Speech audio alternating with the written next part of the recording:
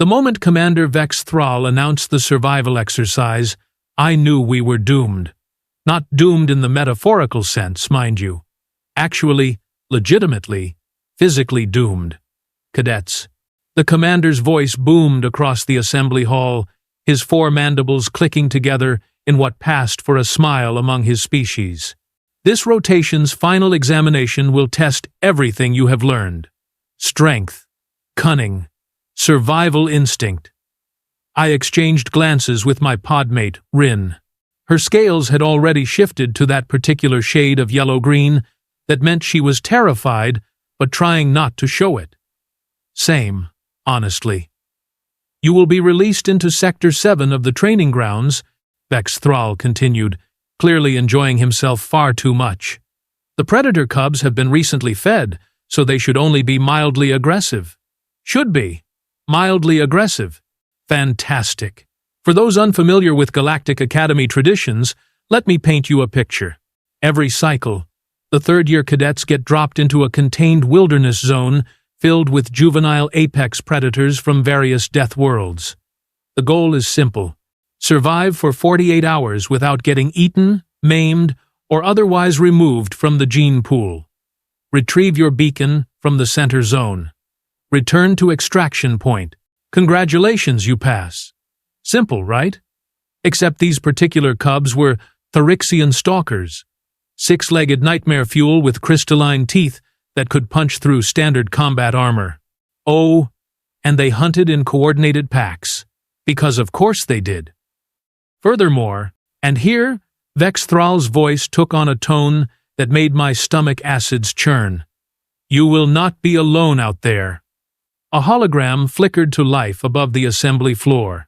It showed another cadet, someone I didn't recognize. Human, by the look of her.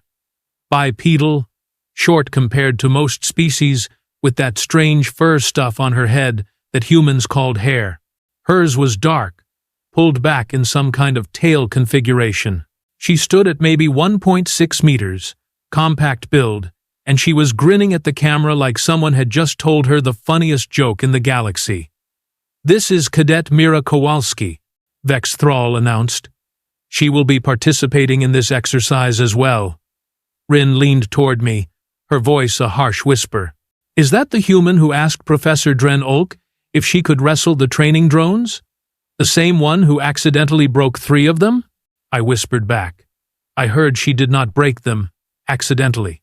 Great. Just great. Humans had only joined the Galactic Federation about 30 cycles ago, and they were still, how do I put this diplomatically? Adjusting to the concept that not everything in the universe needed to be punched, climbed, eaten, or befriended. Sometimes in that exact order. The briefing continued for another standard hour. We were issued our survival packs. Basic rations, water purification tablets, emergency beacon, 1 small blade, and a medical kit that would maybe help with minor scrapes, but definitely wouldn't help if a stalker decided you looked like lunch. As we filed out toward the transport shuttles, I noticed Cadet Kowalski standing apart from the main group. She was checking her gear with quick, efficient movements, and strapped to her back was something that definitely was not standard issue.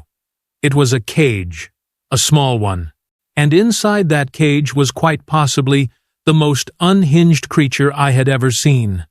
About 1/2 meter long, low to the ground, with gray and white fur that looked perpetually unkempt, small, beady eyes that held absolutely no fear. None. Zero. This thing looked at the universe and found it wanting. It had stubby legs, visible claws, and an expression that suggested it woke up every morning and chose violence. What? Rin said slowly, following my gaze. Is that? I pulled up my data pad, scanning for Earth fauna. According to this, it is called a honey badger. It looks angry. It says here that honey badgers are known for their aggressive nature and willingness to fight animals much larger than themselves. I scrolled down. Oh no. What? They have been observed attacking lions, Cape buffalo, and venomous snakes. They possess extremely loose skin that prevents most predators from getting a proper grip. They can release a noxious scent when threatened. And, apparently, I looked up at Rin, they simply do not care about danger. The honey badger chose that moment to make eye contact with me through the bars. It made a huffing, snarling sound that I felt in my bone analogues. Rin's scales went fully yellow. Why does she have that thing? Emotional support animal? Probably. Humans are weird about their pets. We boarded the transport shuttle, strapping into the crash, webbing alongside 24 other terrified cadets. Kowalski sat near the front, her cage secured beside her. The honey badger had not stopped glaring at everyone and everything. The flight to Sector 7 took exactly 12 minutes. 12 minutes of uncomfortable silence, broken only by the occasional nervous chittering and the honey badger's low, continuous growling. Listen up. Vex Thrall's voice crackled over the comm system. Drop zone in 30 seconds. Your beacons are located at coordinates that have been uploaded to your data pads. The Stalkers were released into the zone 6 hours ago. They know the terrain. You do not. Stay smart, stay alive, and may your ancestors watch over you. The shuttle bay doors opened, and suddenly we were staring down at an absolutely massive stretch of wilderness. Dense forest in the valleys, rocky outcrops on the hills, and somewhere in all that green and gray, a pack of juvenile super predators waiting to test our evolutionary fitness. Go, go, go! We jumped. The anti-grav chutes deployed automatically, slowing our descent to something survivable. I steered toward a clearing, touched down harder than I would have liked, and immediately started scanning for threats. Rin landed beside me, already pulling out her navigation unit. Beacon is approximately 8 kilometers northeast. We should move quickly before the Stalkers pick up our scent. Sound advice, except for one problem. A scream cut through the forest, quickly followed by several more. Not screams of pain, exactly. More like screams of surprise and confusion. Then came a sound I had never heard before, and hoped never to hear again. A roaring, hissing, absolutely deranged battle cry that seemed to contain multiple octaves simultaneously. That is not a stalker, I said. That is worse than a stalker, Rin agreed. We moved toward the sounds, because apparently we were idiots with poor survival instincts. Through the trees, we spotted a small clearing where 4 cadets had formed a defensive circle, their blades drawn, facing outward. They were not facing stalkers. They were facing Cadet Kowalski's honey badger, which had somehow escaped its cage and was currently in the process of absolutely losing its mind. It was ripping through underbrush, digging at roots, huffing and snarling like a creature possessed. The cadets were clearly unsure whether to retreat or stand their ground. Barnaby, stop it! Kowalski's voice rang out as she jogged into the clearing. I told you to stay in your carrier! The honey badger, apparently named Barnaby, ignored her completely. It had found something in the undergrowth and was tearing into it with single-minded determination. Is that thing safe? One of the cadets, a trill named Gex, called out nervously. Define safe, Kowalski replied cheerfully, walking right up to the small whirlwind of fur and fury. She reached down and, with practiced ease, scooped Barnaby up by the scruff. The honey badger made an indignant squawking noise, but did not attack her. Everyone, calm down. Barnaby just gets excited in new environments. He won't hurt you unless you try to hurt me, or if you smell like food, or if you startle him, or if he just decides he doesn't like your vibe. But mostly, he's harmless. Everyone says it, but I never truly understood until this moment. Kowalski shrugged, tucking the still squirming Barnaby under one arm. He's just a little guy. Besides, we should probably focus less on Barnaby and more on the 6-legged death machines that are actively hunting us. As if summoned by her words, a low clicking sound echoed through the trees. Every cadet went silent. Every scale, feather, and skin membrane went completely still. Click, click, click. The stalkers had found us. "Run!" someone whispered. "Run!" someone else screamed. The clearing exploded into chaos. Cadets scattered in every direction, their survival training immediately forgotten in the face of actual danger. I grabbed Rin's arm and pulled her toward the densest part of the forest, hoping the trees would slow down anything with 6 legs and murder on its mind.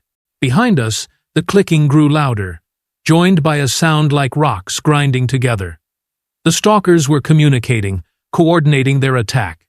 We ran for what felt like hours, but was probably only minutes. My lungs burned, my legs ached. Rin was gasping beside me, her species not built for sustained running. "We need to hide," I panted. "Where?" Good question. The forest was thick, but not thick enough to hide from predators with enhanced sensory organs. The rocky areas would leave us exposed. The water sources would be obvious ambush points. A tree exploded to our left. Not metaphorically. Actually exploded, showering us with bark and splinters. A stalker landed where the tree had been, its 6 legs spread wide, its crystalline teeth catching the filtered sunlight. It was beautiful in the way that all apex predators are beautiful, perfectly designed, utterly lethal, and currently staring right at us. Rin made a sound that I will charitably describe as undignified. The stalker clicked its mandibles together, head tilting as it calculated the best angle of attack. Then Barnaby landed on its head. I have no idea where the honey badger came from. Did Kowalski throw him? Did he jump from a tree? Did he teleport using pure rage energy? I do not know, and I will never know. What I do know is that approximately 3 kilograms of absolute fury attached itself to the stalker's cranial ridge and began biting anything that looked important. The stalker, clearly not expecting this development, began thrashing wildly. It spun in circles, trying to dislodge its attacker. But Barnaby had locked on with the grip of something that had personally offended death itself. "Barnaby! No!" Kowalski's voice came from somewhere above us. I looked up to see her dropping from a tree branch, landing in a crouch that should have broken human ankles, but apparently did not. She pulled something from her belt, a small device that made a high-pitched whistle when she squeezed it. Barnaby immediately released his grip, dropping to the ground and scurrying over to Kowalski with a pleased little chirp, like he had just accomplished something wonderful. The stalker, meanwhile, had several bleeding wounds on its head and was backing away slowly, clearly reassessing its life choices. Kowalski picked up Barnaby, cuddling him like he had not just attacked a creature 5 times his size. "Good boy. Who's a good defender? You are." "Yes, you are." She looked at me and Rin, who were still frozen in place. "You two should probably get moving. Where there is one stalker, there are usually more." As if to prove her point, clicking sounds began echoing from multiple directions. "How many more?" Rin asked in a small voice. Kowalski checked her datapad. According to the briefing, they released 12 cubs into the zone. "And how many have we encountered so far?" "Just the one." "So, there are 11 more somewhere out there." "Technically 10, Kowalski said cheerfully. "I already found one earlier." Barnaby scared it off. I stared at her.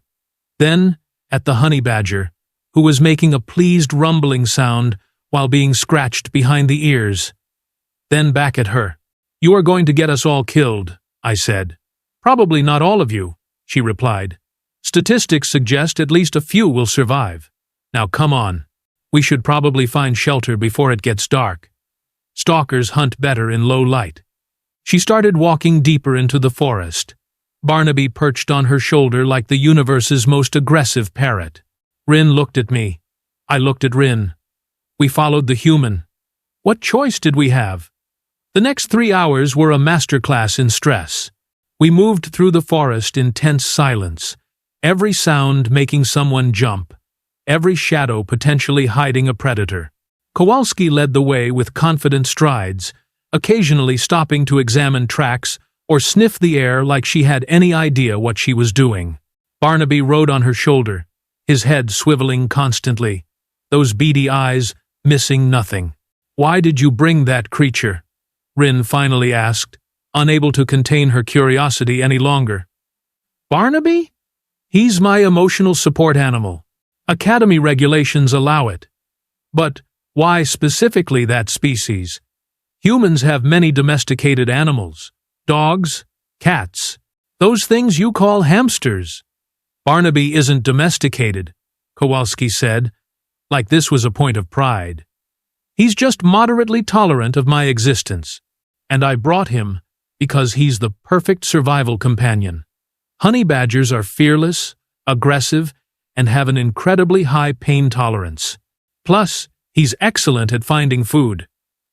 As if on cue, Barnaby made an interested chittering sound and pointed his snout toward a rocky outcrop. "See? He's already found something." We approached cautiously.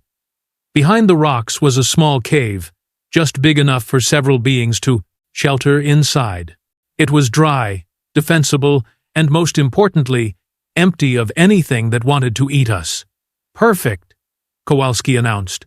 "We'll camp here tonight." "Camp?" I repeated. "The objective is to reach the beacon, not to have a pleasant outdoor experience. The beacon is 8 kilometers away, and it'll be dark in 2 hours. Moving through unfamiliar terrain in the dark while being hunted is a terrible strategy. We rest here, move at first light." I hated that she was right. We settled into the cave, arranging ourselves around the small space.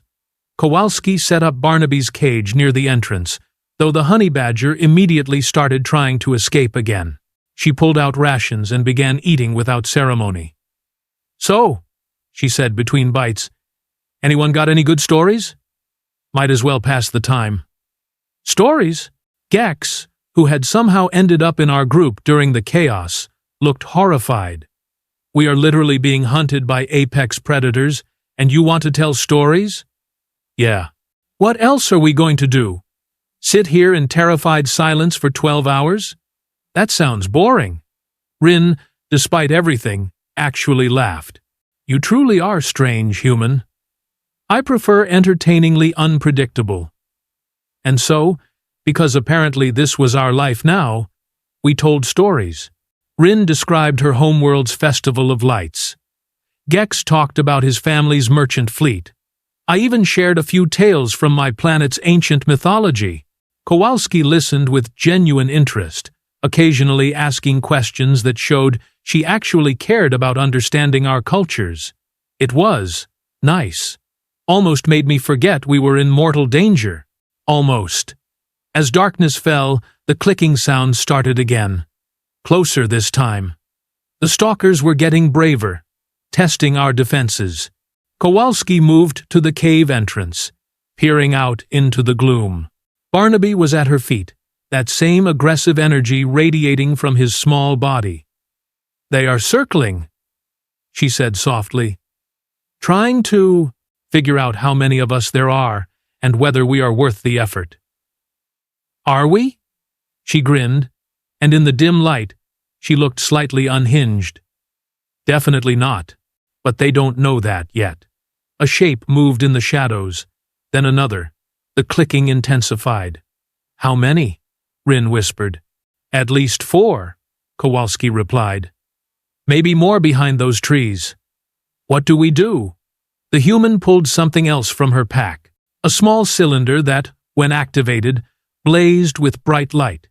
She wedged it into the cave entrance, creating a barrier of illumination. Stalkers don't like sudden bright lights. Makes them cautious. We keep the light on, keep watch in shifts, and don't do anything stupid. The honey badger made that pleased rumbling sound again. "Then they'll learn an important lesson about Earth fauna," she said. "We might not be the biggest, or the strongest, or the most well-designed, but we are absolutely, categorically, too stubborn to die easily." The Stalkers clicked and circled for another hour before finally withdrawing. Probably decided we were too much trouble for now. They would be back, though. Predators always came back. We divided the night into watch shifts. I took the first, sitting at the cave entrance with Kowalski's light cylinder and my standard-issue blade that suddenly felt very inadequate. Kowalski settled into her sleeping configuration, Barnaby curled up on her chest. The honey badger was snoring. Actual snoring. This creature had just helped fend off an apex predator, and now it was sleeping like it did not have a care in the world. Maybe that was the secret. Maybe humans and their bizarre companion animals survived by simply refusing to acknowledge when things were hopeless. Or maybe they were all just insane. Honestly, could go either way. I stared out into the dark forest, listening to the night sounds, wondering what part 2 of this nightmare would bring. Spoiler alert. It would bring much, much worse. But at least we would not face it alone. We would have a human with terrible decision-making skills and her absolutely deranged emotional support, Honey Badger. Lucky us. Dawn broke over Sector 7. With all the enthusiasm of someone who knew terrible things were about to happen, but showed up anyway. I had not slept well. Every sound in the forest made me jump. Every shadow looked like a stalker preparing to pounce. And Barnaby's snoring had somehow gotten louder as the night progressed. How could something so small produce such noise? Kowalski was already awake when my shift ended, doing strange human exercises that involved bending in ways that looked physically uncomfortable. Stretching, she called it, said it prevented injury during high-stress situations. Given what was probably coming, I decided not to question her methods. Morning, she said cheerfully, way too energetic for someone who had slept on a cave floor. Ready to grab that beacon and get out of here? Ready is a strong word, I muttered. Willing to attempt it because the alternative is staying here forever? Yes. Rin emerged from the cave, looking only slightly less exhausted than I felt. Gex followed, his skin displaying patterns that indicated extreme nervousness. The Stalkers are still out there, he said. I heard them during the night. They have not given up. Of course they haven't, Kowalski replied, packing her gear with quick efficiency. They're juvenile predators in training. We're basically their final exam. Speaking of which, Barnaby, stop trying to eat the rations. Those aren't for you. The honey badger had somehow gotten into our food supplies and was attempting to consume something that smelled vaguely toxic, even to my species. Kowalski pulled it away from him, earning an indignant huff. He's testing boundaries again, she explained, tucking the unidentified food substance back into her pack. Honey badgers are incredibly food-motivated. Will literally eat anything that doesn't actively fight back. Sometimes, things that do fight back. Comforting, Rin said flatly. We left the cave as the sun cleared the horizon, moving in a tight formation toward the coordinates uploaded to our data pads. 8 kilometers. Just 8 kilometers between us and extraction. Simple, right? Wrong. So incredibly wrong. The first sign of trouble came about 2 kilometers in. We were crossing a rocky stream bed when Barnaby suddenly went rigid on Kowalski's shoulder. His entire body tensed, every hair standing on end, and that low growling sound started up again. Everyone stop, Kowalski commanded, her voice sharp. Don't move. We froze. The forest had gone silent. No birds, no insects, nothing. That kind of silence meant only one thing. Predators were close. How many? I whispered. Can't tell yet, Kowalski replied, slowly scanning the tree line. Barnaby only gets like this when there's serious danger, though. Whatever it is, it's big, or there's a lot of it. A clicking sound answered her question, then another, then 6 more, coming from different directions. They've been following us, Gex said, his voice climbing toward panic. Since we left the cave, they were waiting for us to move into open terrain. He was right. The stream bed offered almost no cover, just scattered rocks and the occasional scraggly bush. Perfect ambush location. New plan, Kowalski said, already moving. See that cluster of boulders at 10 o'clock? We run for it, establish a defensive position, Make them come to us. Or, I suggested, we could split up, make ourselves harder to track. Terrible idea. They're pack hunters. They'll just pick us off one by one. Strength in numbers, trust me. I did not particularly trust her, but I trusted the clicking sounds growing closer even less. We ran. Behind us, the forest exploded with movement. The stalkers had abandoned. Stealth for speed, their 6 legs carrying them across the rocky ground with terrifying efficiency. I counted at least 7, maybe 8, all converging on our position. Kowalski was faster than she looked, reaching the boulders first, and immediately turning to cover our approach. She had pulled out that whistle device again and was holding Barnaby in her other hand like some kind of furry weapon. "Get behind cover!" she shouted. We scrambled behind the rocks, just as the first stalker reached striking distance. It leaped, crystalline teeth aimed directly at Gex's throat. Kowalski threw Barnaby. I need to emphasize this. She literally threw her emotional support animal at an apex predator. Barnaby hit the stalker mid-leap with a sound like a furious kettle boiling over. The 2 creatures went tumbling across the rocks in a blur of fur, scales, and rage. The stalker was clearly confused about what was happening. It outweighed the honey badger by at least 40 kilograms, possessed natural armor, and had been designed by evolution to be a perfect killing machine. None of that mattered to Barnaby, who had apparently taken personal offense to the stalker's existence. "Is your animal going to die?" Rin shouted over the sounds of combat. "Probably not," Kowalski replied, already focusing on the next threat. 2 more stalkers were approaching from the left, moving with coordinated precision. Honey badgers have incredibly thick skin, and a metabolic ability to process toxins that would kill most creatures. Plus, they're just too angry to die. That seemed like terrible science, but who was I to argue? The 2 stalkers split up, trying to flank us. Kowalski blew her whistle again.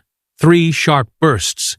Barnaby immediately disengaged from his current opponent, which now had several bleeding wounds and looked deeply confused about its life choices, and charged toward the new threats. "He's trained?" I asked, shocked. "Sort of. I taught him basic commands using positive reinforcement and snacks. Attack, retreat, defend, and my personal favorite, chaos mode." You really don't want to know. The battle devolved into absolute mayhem. Stalkers kept coming, emerging from the forest in waves. They were young, inexperienced, probably only a few months past weaning, but their instincts were sharp and their teamwork impressive. We fought back with everything we had. Rin used her species' natural agility to dodge and strike at vulnerable joints. Gex employed his people's electrical discharge capability to stun anything that got too close. I wielded my blade with more desperation than skill, trying to protect exposed flanks and keep the formation tight. And Kowalski? She moved through the chaos like someone who had done this before, directing Barnaby with whistle commands, using her small blade to exploit openings, and maintaining constant awareness of everyone's position. "Left side," she called out. "Rin, incoming!" Rin spun, narrowly avoiding a stalker's strike, and countered with a kick that sent it stumbling backward, right into Barnaby's waiting claws. "This is insane!" Gex screamed, discharging electricity at another attacker. "We're going to die!" "Not today!" Kowalski shouted back. "Barnaby, defensive position!" The honey badger immediately retreated to the center of our formation, creating a small perimeter that the stalkers seemed reluctant to cross. Whether they were intimidated by his previous displays or just confused by his existence, I couldn't tell. The attack lasted maybe 5 minutes, maybe 10. Time stopped having normal meaning when you're fighting for your life. Then, as suddenly as it started, the stalkers withdrew. They didn't flee, exactly. More like they backed away to reassess, clicking to each other in what I assumed was their version of a tactical discussion. We had won. Barely. Temporarily. But we had survived. "Everyone okay?" Kowalski asked, quickly checking each. All of us for injuries. I had several cuts, nothing serious. Rin was bleeding from a gash on her arm, but already applying medical gel. Gex looked shaken, but intact. Barnaby was sitting in the middle of our defensive position, grooming himself like he had just returned from a casual stroll rather than a life-or-death battle.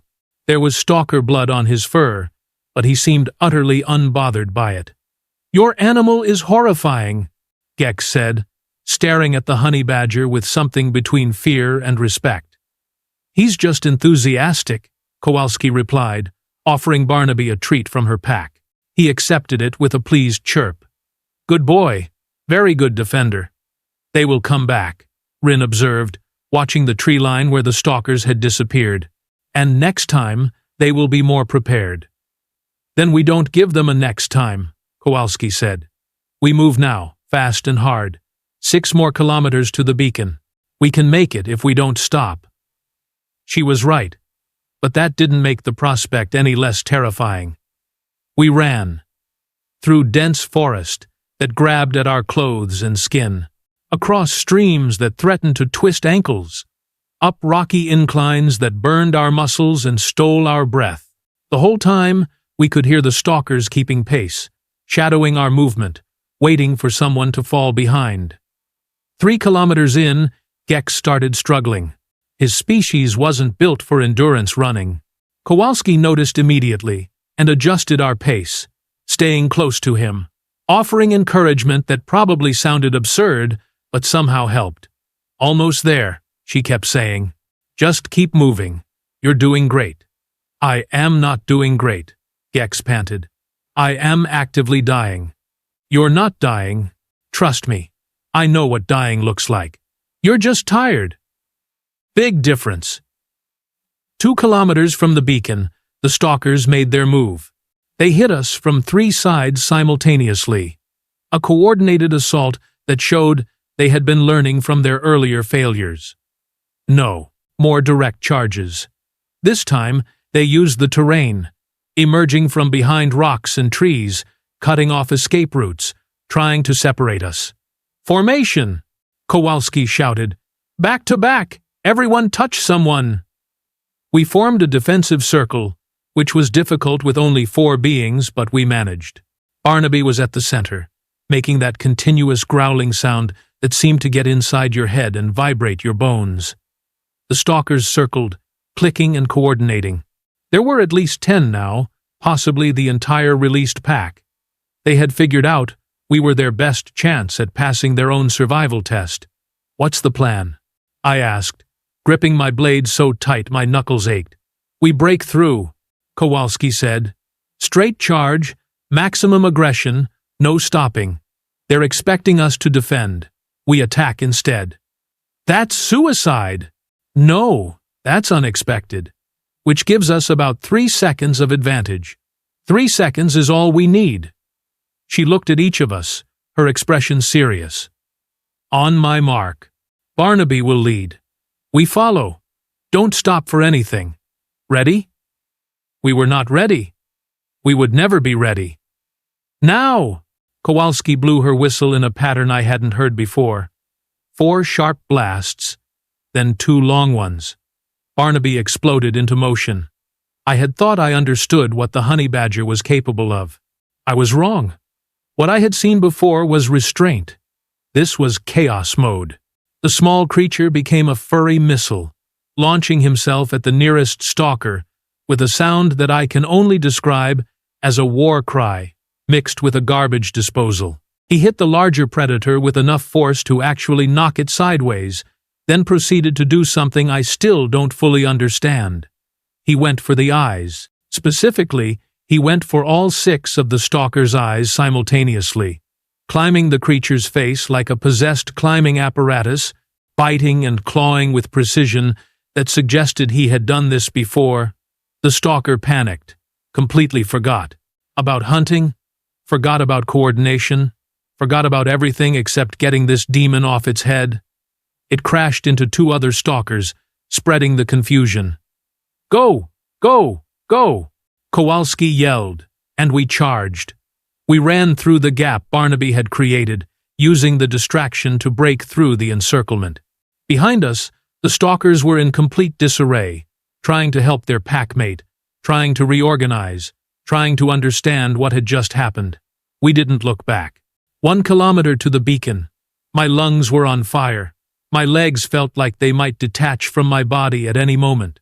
But we kept running, because stopping meant dying, and I had become surprisingly invested in not dying today. "There!" Rin shouted, pointing ahead. Through the trees, I could see it. A small clearing with a central pedestal, glowing with the soft blue light of our objective. The beacon. Beautiful, wonderful, life-saving beacon. We burst into the clearing, practically falling over each other in our haste to reach the pedestal. Kowalski got there first, slapping her identification tag against the reader. It beeped confirmation. 1 down. The rest of us followed, tagging in rapidly. Each beep felt like a small victory. Extraction coordinates uploaded, Kowalski read from her datapad. 300 meters north. Shuttle arrives in 15 minutes. And the Stalkers? Gex asked nervously. As if answering him, clicking sounds emerged from the forest around us. The pack had recovered and tracked us here.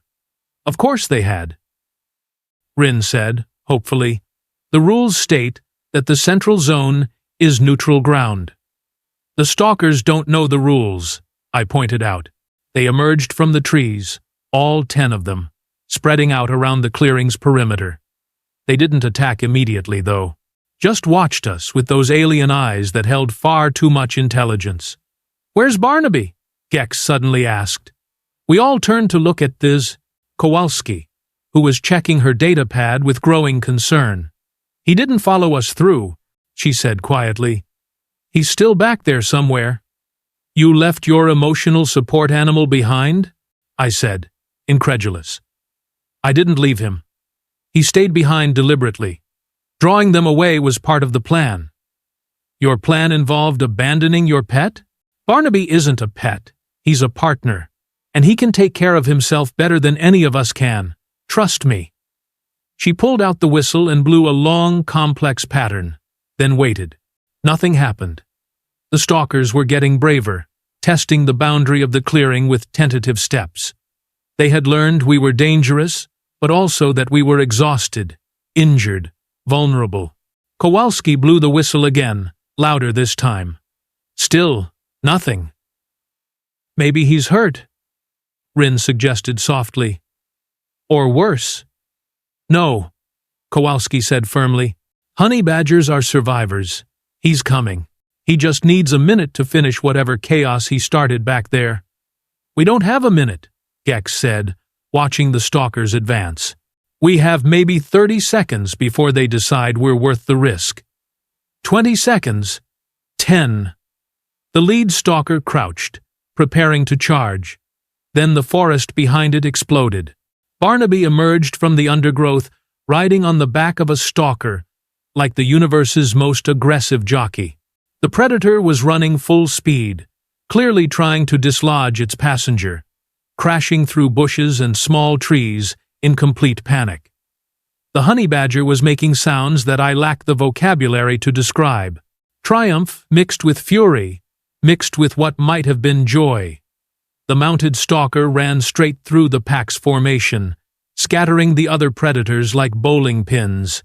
It finally managed to shake Barnaby loose by rolling sideways, and the honey badger hit the ground, tumbled twice, and came up looking slightly dizzy, but completely unbothered. He spotted Kowalski and came trotting over like nothing unusual had happened, making pleased, chirping sounds. "There you are," she said, scooping him up. "I told them you were fine. Who's a good chaos agent?" "You are." "Yes, you are." The Stalkers had completely lost their coordination now. Whatever confidence they'd had was gone. They backed away from the clearing, clicking nervously to each other, clearly deciding that these particular prey items were more trouble than they were worth. The extraction shuttle appeared overhead right on schedule, descending into the clearing with a roar of engines that sent the remaining Stalkers fleeing into the forest. We practically threw ourselves aboard, collapsing into the crash, webbing with groans of relief. "All cadets accounted for?" the pilot asked over the comm. "Affirmative," Kowalski replied. 4 cadets, plus 1 honey badger. Mission complete. The shuttle lifted off, banking toward the academy. Through the windows, I could see Sector 7 falling away below us, those deadly forests looking almost peaceful from altitude. "We survived," Gex said, sounding shocked. "We actually survived." "Of course we did," Kowalski replied, scratching Barnaby behind the ears. Never underestimate the power of poor decision-making skills combined with aggressive determination.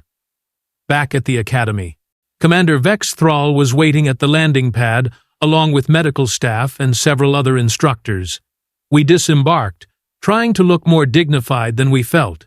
"Cadets," the commander said, his mandibles clicking in what might have been approval. "You have completed the exercise. 14 other cadets also survived. 6 required emergency extraction due to injuries. None fatal, fortunately. You are dismissed to medical evaluation." We started to leave, but Vex Thrall stopped Kowalski with a gesture. "Cadet Kowalski." "A word." She handed Barnaby's cage to me, whispered, "Watch him for a sec," and approached the commander. I couldn't hear their conversation, but I watched. Vex Thrall's expression shift from stern to confused to what might have been impressed. He gestured toward Barnaby several times. Kowalski shrugged, said something that made the commander's mandibles click rapidly. Finally, he dismissed her with a wave. "What was that about?" I asked when she returned. He wanted to know if Barnaby was a registered service animal or a concealed weapon, she said, grinning. I told him both. Technically accurate. And he accepted that? He also said that any cadet who could weaponize a honey badger showed impressive tactical thinking and would probably do well in advanced combat training. So apparently I got a commendation for bringing a ball of fur and fury to a survival exercise. Rin laughed, that musical sound her species made when genuinely amused. Humans are absolutely bizarre. Yeah, Kowalski agreed cheerfully. But we're really good at surviving things we probably shouldn't. Comes with evolving on a death world where everything was trying to eat us. You learn to be creative. We walked toward medical together, exhausted, but alive. Behind us, Barnaby made a satisfied sound in his cage, probably already planning his next adventure. I had learned several important lessons that day. First, never underestimate creatures from Earth. Second, sometimes the most dangerous predator wasn't the one with the most teeth or the biggest claws. Sometimes it was the one that simply refused to acknowledge it should lose. And third, if you're going to survive the impossible, it helps to have a human on your team, preferably one with terrible decision-making skills, complete disregard for personal safety, and a honey badger named Barnaby. We passed. Obviously, with high marks, even. The instructors praised our tactical thinking, our defensive coordination, and our ability to adapt to unexpected situations. They had no idea that most of our success came from following a human who treated a survival exercise like an exciting field trip and brought her emotional support animal, who happened to be nature's middle finger, to the concept of self-preservation. But that was okay. Some secrets were worth keeping. Besides, next cycle's survival exercise was scheduled for an aquatic environment. I heard Kowalski was already researching Earth's aggressive marine life, something called an octopus, apparently, and electric eels. And she was very excited about a creature named orca.